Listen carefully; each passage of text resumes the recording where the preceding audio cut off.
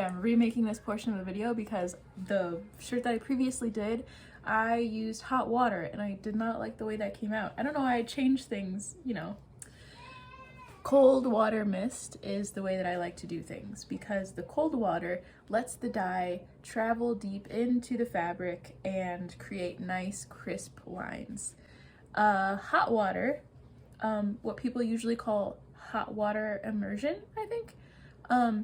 For me, from my observations, it seems like the hot water makes the Procyon dye react with the fibers faster, so fast with reds and blacks that there's not any dye left to travel deep into the folds. It just reacts on the surface and then creates blotchy areas underneath.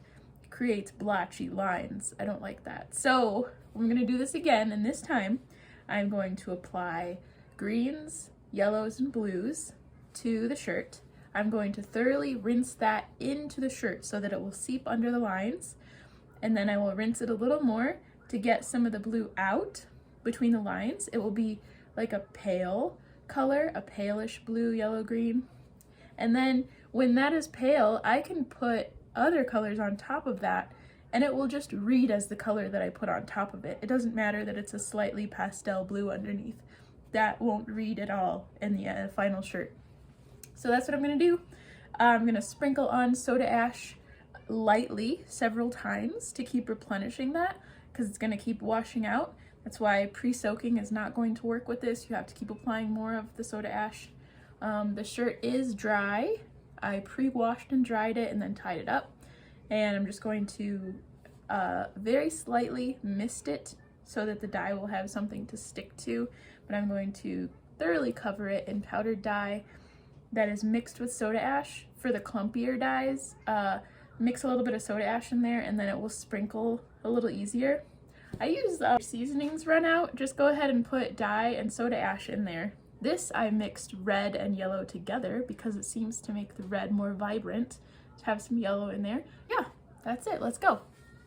Okay, to start off, I mist it with a little bit of water so that the dye and the soda ash will stick. And then I saturate it till it's about halfway soaked through the shirt and then flip it over and add more dye. The first color that I used was Kingfisher Blue. I kind of regret using that one because it did not contrast well with the black and the brown that I used later. It's a little too dark, but the lime pop on the second side is very bright and really cool looking. So the darker colors I'm adding are browns and blacks. Well, I just dropped my phone into this water, so hopefully the microphone still works.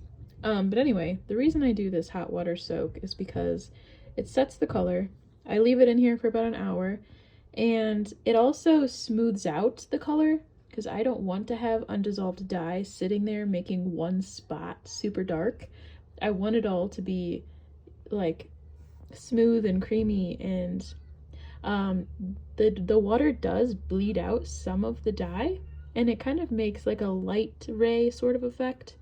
So I like that, and yeah, you'll have to let me know when you see the results what you think of it.